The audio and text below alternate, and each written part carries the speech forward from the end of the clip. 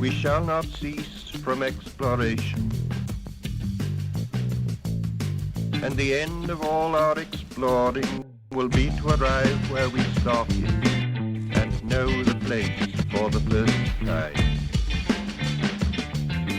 Through the unknown remembered gate, when the last of earth left to discover is that which was the beginning. Matthew, thank you for coming on the podcast today. For everybody listening, he is a creative director at Wet Ink Games. We met at Gen Con in Indianapolis. What was it, about a month ago now?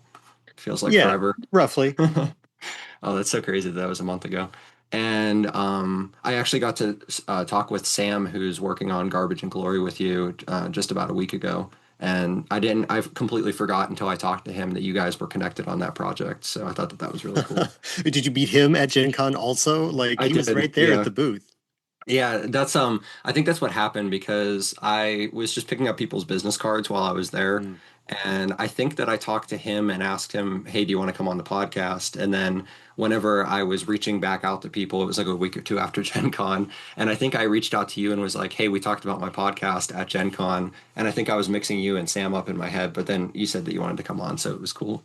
But yeah. Look, I like to, I don't know, you ask me questions about the stuff I work on, and I will be happy to talk about it. So, hey, I mean, I love to. That's the whole point of the show. So, well, starting off, since Wet Ink is the main thing that you're working on as a creative director, can you like walk us through your role of what you do with the company? yeah. So, my business partner in the company, Brandon Ayton, and I have been friends for like literally decades. And so, like, he's business director, and so he does contracts and like has to talk to the warehouse and talks to the manufacturer and stuff like that. And then I, as creative director, am kind of like casting director, and also when I talk about casting, I mean, like, we have a lot of projects that like we start as like an idea, and we're like, oh, we should get this writer and this artist to do that project. So like I do that kind of stuff where I'm like sending out messages, hey, here's our idea, do you want to work on a project like that? Then once a project is actually going, I am kind of the developmental editor, where people will send me their writing and I look at it and I'm like, okay, so 85% of this is good, but like this 15% needs to be either developed or what, and you've got a dangling plot thread here, and then this thing comes in at the climax, and so like maybe those two things are connected, and then if you don't want to connect them, cut them both, because they're like it's not gelling as a whole, right? And then I also do art direction, so like I work with our artists, where I am sending them like, we need 10 illustrations for this book. We need cats that are doing this. We need a human that does doing this. We need something that shows, a fight. Here's 3-sentence description of a monster that somebody wrote. So draw that, because we're going to put it on the same page as the monster in the book. Any of the art direction is sort of that doing. And then the final step of, and I'm kind of moving through the process of a book, right? Finally, I also work pretty closely on a lot of our products with our layout artist to be like, this is header style 7 and it needs to be header style 4, and sorry, I wasn't clear in the in the manuscript that I did, whatever. It's either my mistake or your misinterpretation, it doesn't matter, but like we need to fix it because it doesn't look right yet, and just that kind of layout stuff, working with that artist. And then so that's creative director, right? All the stuff that makes a product inside the covers, the content is kind of like my primary responsibility. Although I'm mentioning Brandon, I mean, we both are in consultation about basically all of the stuff of our business, but like, that's all of my roles, all the hats I wear over here. I also do some social media stuff, but hey, like, what small business doesn't do their own social media stuff? So. Yeah, what are you gonna do? Like, pay somebody to do it for you when you can do it yourself? Like, well, it's more like I don't have time to do it myself, but I don't have time to pay anyone else either. So it just usually doesn't happen. yeah, that's a good point. Yeah. But yeah, it's one of those things that like, yeah, crack that SEO code and like the money will be rolling in, but like you got to invest in that, right? Yeah. I don't Yeah, know. I still need to get around to cracking that SEO code. I'm not sure how to do it. But so as whenever you guys start that project and you have it as an idea and then you're starting to look out for, okay, this is maybe who we want to write it, this is who we want to do the art for it. How do you go about doing that? Do you have people in mind beforehand, or do you just start kind of looking through people's websites and portfolios? What's that process like? I mean, it's both and. I mean, we have people that we've worked with a lot, both in writers and artists. So that's kind of the first tier. Like, oh, this would be a perfect project for Kevin. Oh, this would be a perfect project for Crystal. Oh, this would be a perfect project for Steven, you know. And that's both writers and artists. You know, we know we have those relationships already. We know what their writing is. We know what their art is. And but then sometimes it's like, okay, we want this one to look different than any of the stuff that we've done. So yeah, let's go to the. I follow a lot of artists as Wet Ink Games. I follow a Mhm. lot of artists on Instagram, and Brandon and I always walk around the shows that we go to, whatever the artist promenade or the artists section or whatever of any con that we go to. And we're like, you tell us about this because this looks amazing, you know, and you know, fielding those questions, right? Like, do you do all your own work? Or, you know, do you take commissions? Because some people are like, no, I'm a painter and I paint my own stuff and Mhm. I don't want to paint your stuff. I'm painting my stuff, you know, and other people are like, yeah, sure. I love to take your money to draw what you want me to draw, you know? Mhm. And, you know, everybody's different as far as artists go. And so, um, I've lost track of exactly what the question was, but oh yeah, right. So like keeping that portfolio, yeah, like I call it like a Rolodex because I'm like old enough to know what a Rolodex is, even though I never really used one. You know, you've got a mental Rolodex of like the people you've worked with and the people you have met, and yeah, that's that casting part of a project of like, and it's also availability, right? Like sometimes you Mhm. start working on a project, you're like, I need three people to work on this, you know, 10,000 words each in the next 6 months. And some people are like, I don't have time in the next 6 months. It sounds great. Hope you find somebody. I've got other stuff that I've already set up that I've already signed up to do. And you're like, okay, well, you would have been perfect, but you know, I got to find another perfect person for Yeah. that work, you know? Um, so, I mean, eh, yeah, I don't know. It is a process, but it's also sort of like, uh, it's sort of refined, I guess, at this point. Like I said, we've got a lot of people that we have worked with, and especially because Wet Ink uses what we call the plus one system, which is a D6 dice pool system. There's people who've written. We've got Garbage and Glory, which is the most recent one to come out. At the time of recording, it's like going to start shipping to backers real soon. Um, so that one is the fifth one in the series, and we've got at least two more that are sort of been in development. So we've done the same system a bunch of times now. So that kind of helps to be like, here's how the system works. You know, you write the fun stuff about whether it's about vampires or whether it's about dogs, but you know, we've figured out kind of how to make the rules work. So um, you can give that to the players and or give that to the writers, and uh, you know that they are going to know what to do with it because they've worked on other ones before. Mhm. So from maybe like more of a business, like logistical standpoint, if somebody's listening, interested in that side of it, whenever you find those people who you want to bring on, I'm assuming that they're not like employees of the company. Do you bring them on as like independent contractors? Like, how does that work out there? Yeah. Uh, I mean, it depends on exactly the work Mhm. uh, and the arrangement that the person works out with. But yeah, I mean, for the most part, the company has like no employees, just two owners, and everyone else is contract pay. Basically, we do contracting. We send out like, here's your time frame, here's your word count, here's your number of pieces.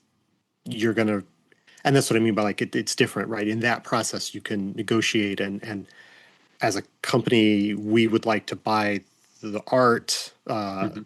when we buy art, but some people whereas if the art already exists, you know, then we're in a licensing situation. So like we're not buying it, we're licensing it because they already made it. Other times we're commissioning it. The same for the writing. Like a lot of that is, you know, work for hire contracting where it's like you have 9 months to produce this number of words. Please begin now.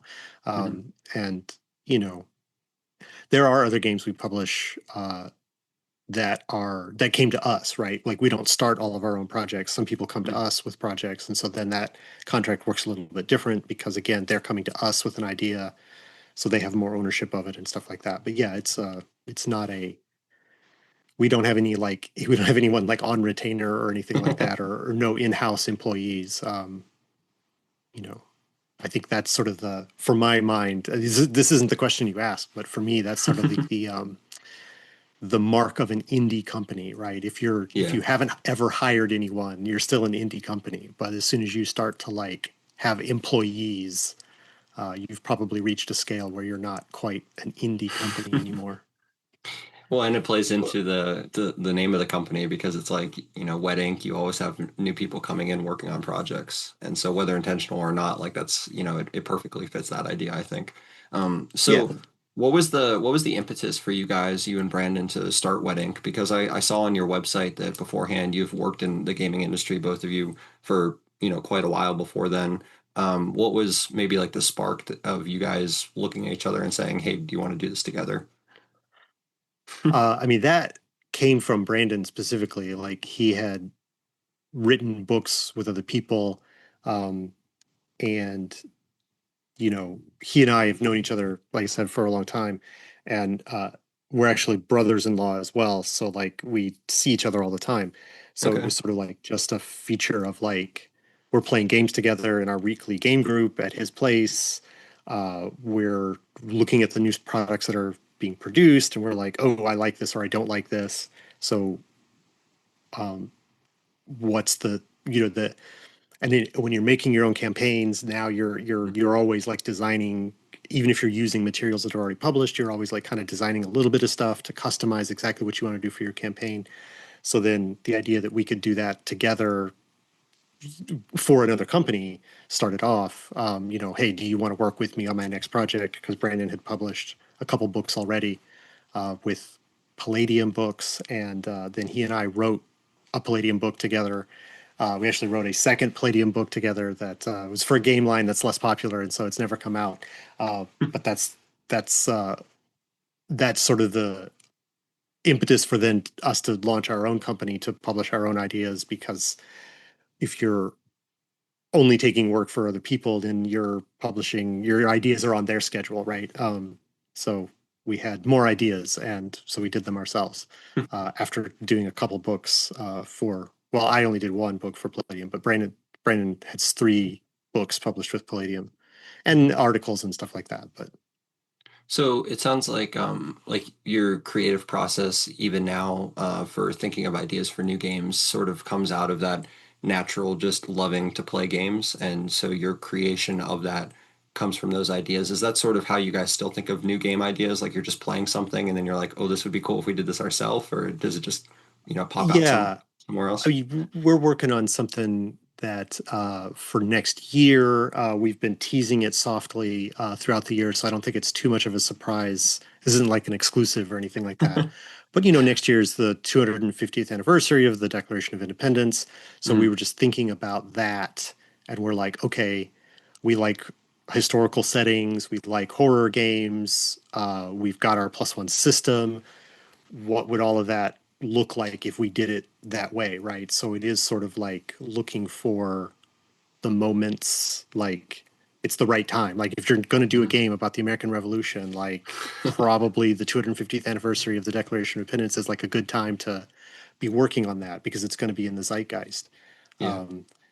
And so it is sort of like just what's in the atmosphere, what we're seeing. A lot of times we are inspired by other people, or sort of like not like in a bad way to throw the companies under the bus or anything like that, but we see something, we're like, ooh, this is an interesting idea, but I wouldn't have done it this way. I would do it this way.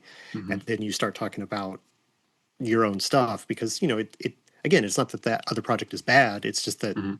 they did it a different way than I would have done it. So like, you know, there's always that sort of seeing what's happening in the industry or seeing what isn't happening. Like, no one's done the Krull RPG. Where is Krull? Is it Yeah. time for Krull? Um, Probably not. It's probably not. We should pick something else. But um, those sort of like moments that you can grab a hold of that are happening. What's popular in pop culture? What inspired you? What you know paths have been shown by other games? Yeah, we're always iterating on what we're seeing in that respect. I like that point that you made about that it's kind of like the most important player for your own game would be yourself. Because I mean, if Mm, you're when the ideas come from like maybe seeing a game that you love and saying, hey, I think I could do this a little bit better, or at least I think I could do this in my own way because they left that dimension of it open. I think that leads to a lot of really cool innovation possibilities because like I've been really interested recently in listening to some biographies from like different like entrepreneurs and things like that. And I know mm. that Steve Jobs in particular, with Apple, that was like one of his big things was he loved to like steal great ideas. And it sounds like, it sounds bad to do, but I mean he did it in such a unique way that he kind of created his own his own thing off of it. Like I'm recording on a Mac right now. I have an iPhone. Like our whole world has kind of been, shaped around this one guy saying, "Hey, I think I could do this a little bit better, and I could do this a little bit more in my own spirit." And then people latch on to that. Um, so, like, kind of outside of all of that, like, what other kind of art inspires you guys? Like, whether fiction or movies or any of that kind of thing. Yeah, I mean, in some respects, both Brandon and I are sort of like standard nerds, I guess. He's seen all the Marvel movies. He reads a lot of superhero comics. Hmm. I love comics as a medium, but I don't care too much for the superhero stuff. So I read a lot weirder comics. I, I mean, and you mentioned biography. One of the comics I read this year that fantastic. I used to read. It's Kate Beaton's Ducks, which is a memoir in comics form of her working in the oil sands up in Alberta. Okay. Just as like fresh out of, she's like trying to pay off her. Basically, it's like trying to pay off her student loan debt, right? She's like, I graduated as a artist from this school, but now I'm going to go work at this like isolated, cold part of Canada, mining, help, facilitating the office work that gets like people out of the Hmm. mines, or that gets the oil out of the ground. And I mean, it's just a fascinating, like, she's great at drawing, she's great at storytelling, like the emotions that she puts in the faces, like that, and it's knowing that it all is her experiences as well, just elevates it for me. Um, so I'm looking over at my shelf over here. What do I got? I got um I just read Farmhand this year, Hmm. which is Farmhand Part Two. I've read Part One a while ago, which is a weird comic. Rob Gilroy. There's like a guy who he's got, it might be aliens or it might not be. It sort of might be magic, but he's got like a super green thumb and he can like Hmm. make a plant seed regrow your arms and your eyes and your limbs and or your organs and stuff like that. And like it is maybe not going to work out so well for everyone that has had this transplant surgery. But I'm only in volume two. He keeps making it. So anyway, I love comics. I read comics all the time. I'm also a huge fan of nonfiction. I read a lot of nonfiction for myself. Um, and so that's another, like I mentioned, history and horror are two of the things that Hmm. we kind of vibe with a lot in pop culture. But like, it's not because I'm reading a lot of like horror books. I'm reading a lot of like nonfiction books where Yeah. hearing about wars and political machinations and invention, histories of invention and stuff like that. So I just read a lot of reality that way, Hmm. and so then it's like, oh, this is stuff that really happened. I can put that into a game. um but I just, I don't know. So those are probably my biggest inspirations, I guess. Weird comics and uh nonfiction.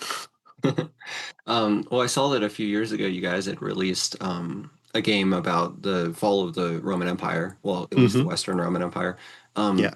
would you say like that era of history, or maybe if not that, like what other era of history do you think is like your favorite one to read about? I mean, I studied a lot of like Soviet history. Okay. The in college, I focused on that. Hmm. So like 20th century, Russian history and stuff like that is a personal interest of mine. So like I've actually written about multiple alternate Soviet Unions in my writing career already. So I keep coming back to that one.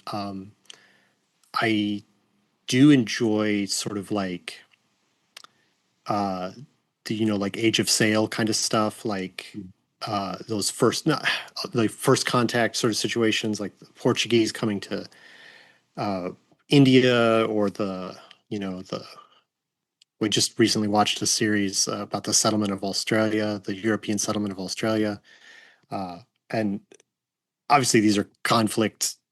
There's conflict involved in all that with the local populations, but the sort of the process of how you set up, like, England's such a small country, like the UK is such a small country, and yet they colonize so much of the world. So like that energy of Mhm. they had they're turning out the population, and they're building the ships, and they're going everywhere, and that there's like it's kind of fascinating to see that happen. So I think no is the broader answer to your question. There's not any one particular period of history that we feel drawn to as a company.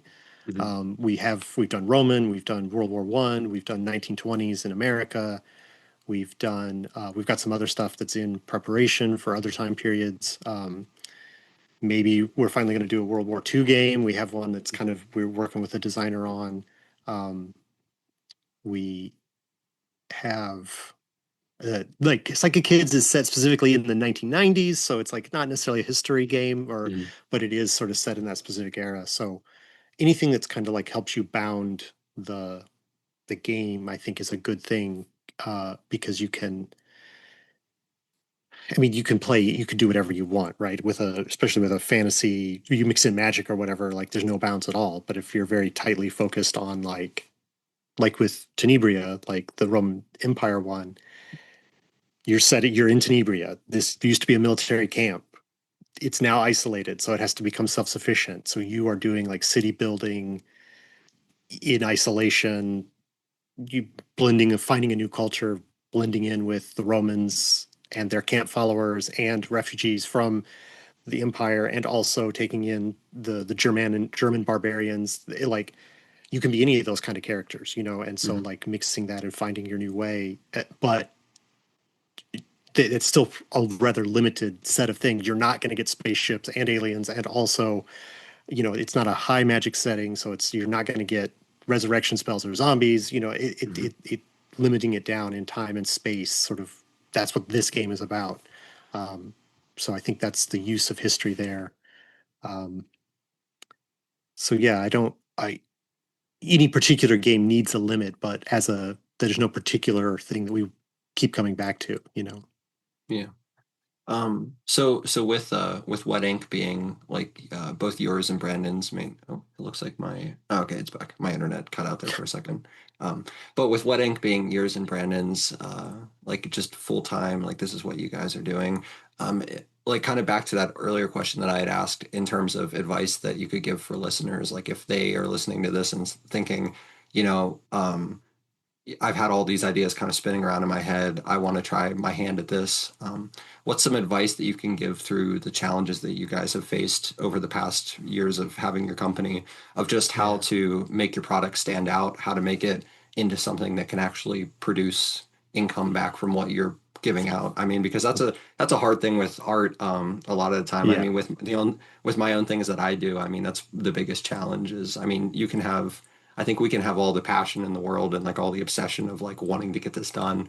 But then it's kind of like what I was talking about with Steve Jobs is like, how do you translate that something back into what people will want? I know it's a really Sure. like big abstract question, but do with it as you will. Yeah. I mean, part of it is that, like, I mean, by my own calculations, we haven't quite made it yet. We're doing a lot of work, but it's not Hmm. necessarily like a living that is entirely supporting us so far. You know, you you have to lose money for many years before your business can be successful, if you're trying to do it as a business. So, with that caveat out there, the thing I would say is that there's no one path to success at all. You listen to any sort of TTRPG interview or creator interview or artist interview, and they figured out a way to do it, but there's no consistency across all of them. Like Brandon and I were able to kind of come out because we'd known artists already. Our first book has really great art in it, so we kind of staked that as a claim that we're always going to have great art in our books. But that came for the first time. We got pieces given to us in speculation, basically, like, oh, we will pay you for this when this crowdfunding happens, but like, give us one piece to use for the crowdfunding campaign. And that's like a favor based on a personal relationship that helped us get started. So meet artists, build those relationships. That's part of an advice. Look for those things that people aren't doing necessarily, that then you can put your game into that spot. But then also, I don't think you should be chasing like trends or anything like that. You should be genuinely doing things that you're interested in. I'm part of a network called the Indie Game Developer Network, which is just what it sounds like. It's it's a consortium of very small publishers. You can find that at igdnonline.org, I think, .com. I'm not sure which one. But the point is that I'll like figure it out and put it in the description.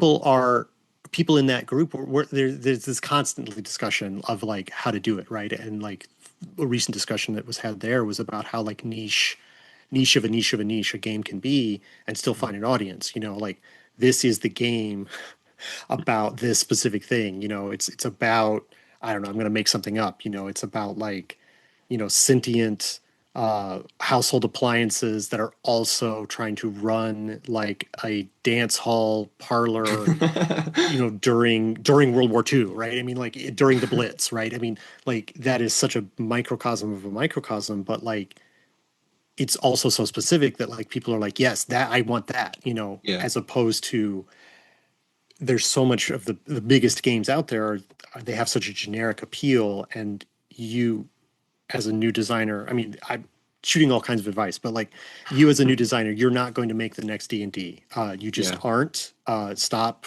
If that is your goal, stop now, because it's not going to happen. There's such market dominance. And as of right now, it just won't happen. Maybe in another 50 years, we'll see. But like the point is that like, don't necessarily try to offer the next big fantasy game because it's probably not going to be you.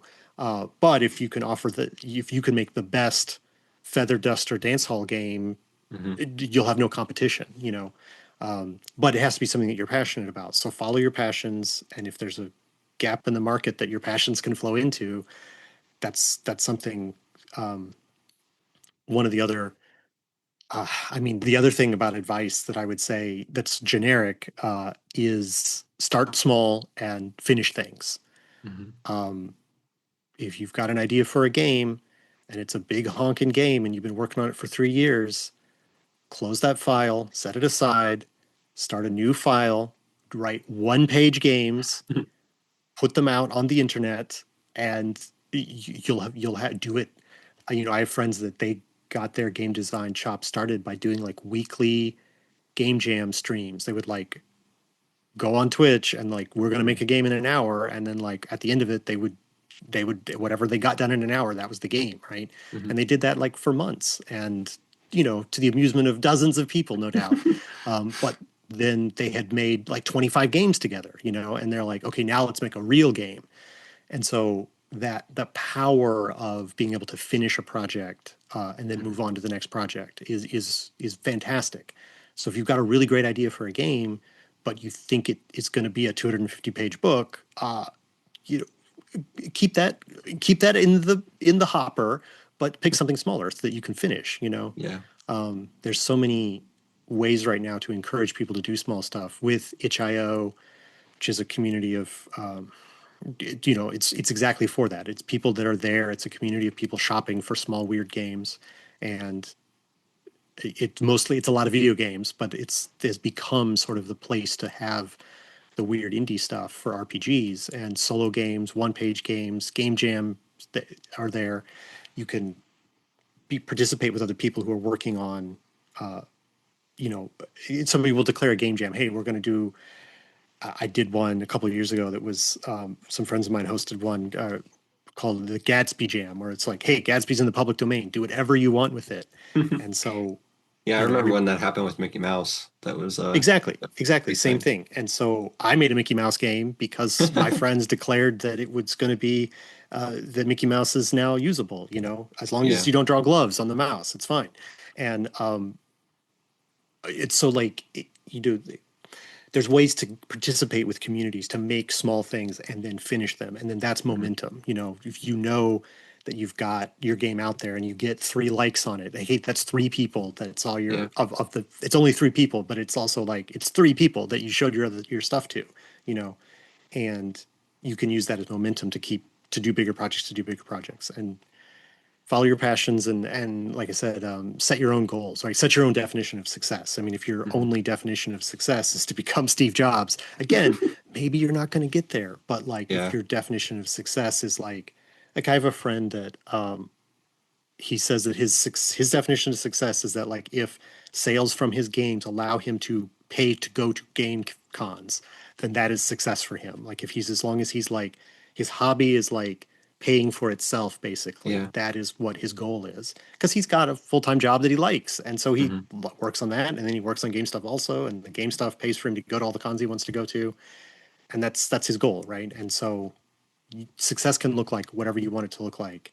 um, it doesn't have to look like full-time employment and like $1 million company and a movie Yeah. deal, and it doesn't have to look like that. It can look like what you want it to look like. Yeah. So I don't know, Well, there's a bunch of different advice in there over the last few minutes. yeah. Well, no, I think that there was a lot of great advice there for people, like if people are listening with that idea, because I mean, I know definitely myself, like, coming from being younger and having the idea of like, oh, this is one definition of success. And then after a few Mm. years, it's like it changes a little bit. I think that that's a great thing for people to hear is that, I mean, really all that matters is if you feel like you've done the most that you can do. I mean, it sounds like super generic, but that is really the best that you can do. I mean, because there's not room in the world for everybody to be the best at something. Like there can't be 10,000 D&Ds. There can only be one D&D. And I mean, Ooh, is that a joke? Isn't that what they called it? yeah, yeah. Or no, Um, they didn't call it that. They called it whatever. Never mind.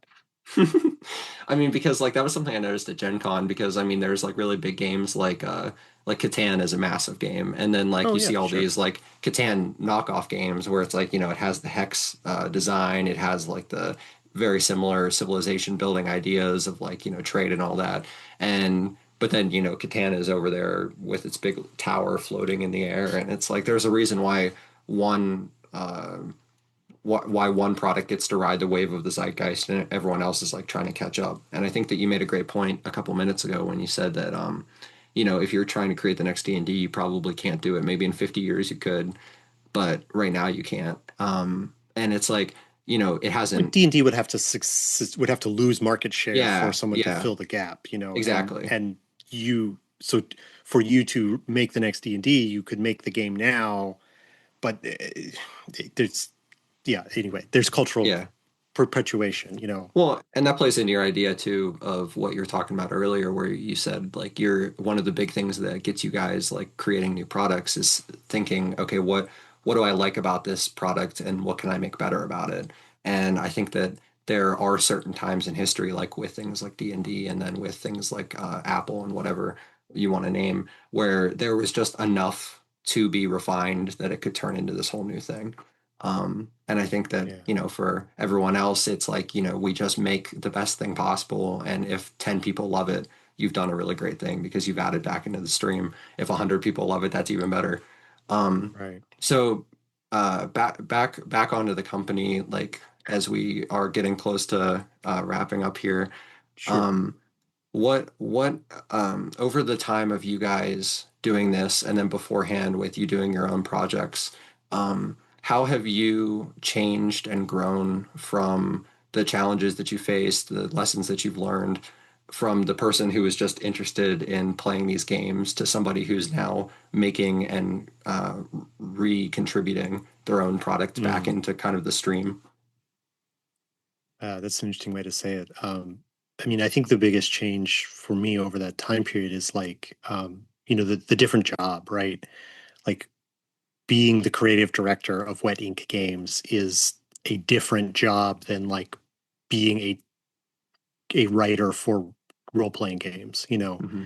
Um, I still do some design work and some writing for games, um, but the job is so different than I actually spend very little of my time making games, right? Because it is the stuff about the product, right? The art direction, the like all the communication, and so that is sort of like that's maybe the biggest change over that time period for me is like sort of this new role, right? That like we couldn't do what we wanted to do if it was just Brandon and I writing and a game and editing each other's stuff. Like we wanted to have more writers contributing. We wanted to publish other people's stuff. We wanted to, reach out to other creators and partner with them to do projects and stuff like that. So that had to change the role from like, we're going to write this game to like, we're going to manage the production of this game. And that